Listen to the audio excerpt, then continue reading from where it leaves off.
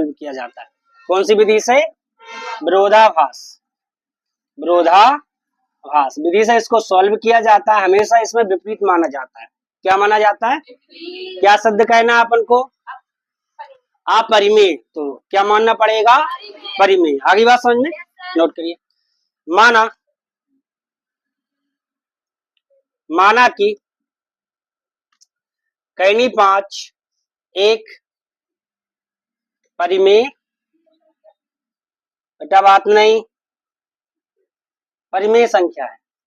कोई भी बात नहीं करेगा बेटा, सामने देखिए, सब बंद कर लीजिए, है ना। माना कि कैनी 5 एक परिमेय, बेटा परिमेय संख्या मतलब a बटा b, p बटा q के फॉर्म में जो होता है उसको परिमेय कहते हैं। तो किसके बराबर ले लेंगे? जब ये परिमेय मान लिया तो a बटा b के बराबर इसको लेना पड़ेगा अपन को।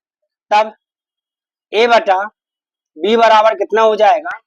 कैनी 5। जहां एक एक चीज बिल्कुल नपी तो ली है इसमें, जहां b is not equal to 0। कोई दिक्कत? यहाँ इसमें ये क्या है?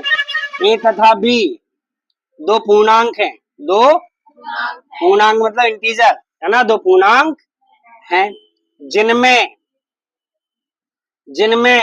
ये वाला 1 तुम लिखते हो एक, ये वाला एक के अतिरिक्त कोई दूसरा एक शब्द बिल्कुल, कोई दूसरा उभयनिष्ठ गुणनखंड नहीं है। समझ गए ना? स्टेटमेंट क्या कह रहा है? यहाँ ए और बी दो पूर्णांक हैं जिनमें एक के अतिरिक्त कोई दूसरा अवनिष्ठ गुणनखंड नहीं है, वही संख्या होती है परिमेय संख्या। आगे बात समझ।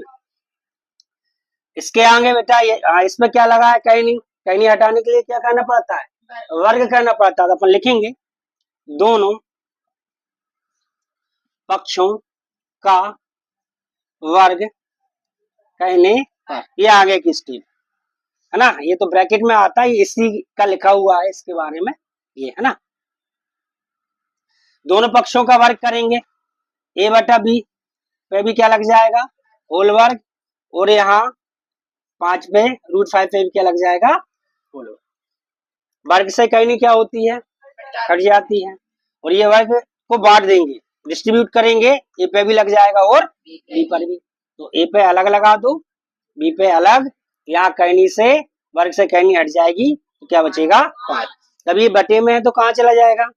इनटू में बेटा, ए स्क्वायर बराबर हो जाएगा 5b का होल स्क्वायर। इसको मान लो समीकरण नंबर 1।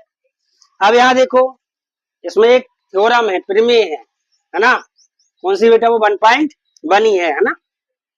वो कहती है यदि किसी संख्या का वर्ग किसी संख्या से डिविजिबल है, मतलब विभाजित है या भाज्य है, तो वह संख्या भी उस संख्या से भाज्य होगी। तो वही स्टेटमेंट अपने यहाँ लिखते हैं।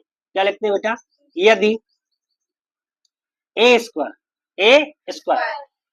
इसके गुणा में कितना है? 5, तो 5 से कटेगा कि नहीं?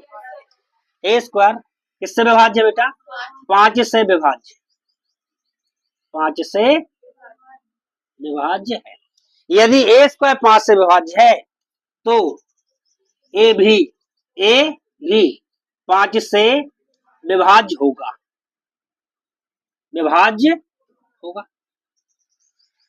ए बराबर कोई संख्या ले लेंगे अपन 5 से। क्या ले लेंगे? ए बराबर 5 से।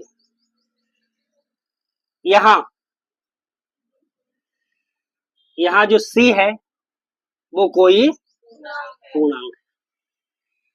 पूर्णांक भाई 5 को क्यों नहीं लिखा? क्योंकि 5 तो पूर्णांक है ही। भाई सी क्या है? सी के बारे में लिखना पड़ेगा। सी भी क्या है? एक पूर्णांक। बात समझ आ गई कि नहीं?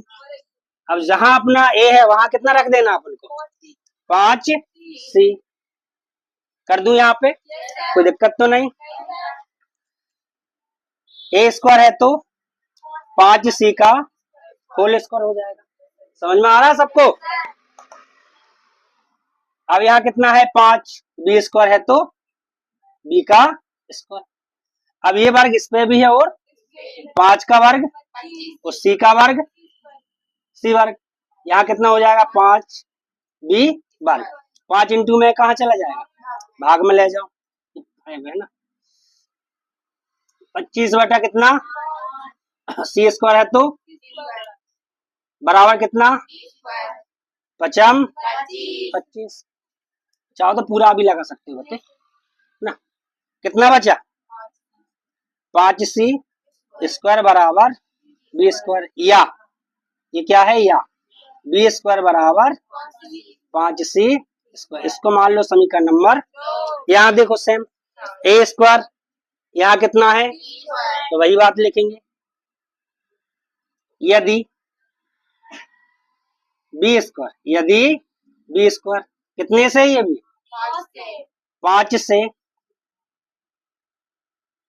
विभाज्य है तो b भी 5 से विभाज्य होगा, होगा कि नहीं, ये थ्योरम कहती है, प्रमेय कहती है ना।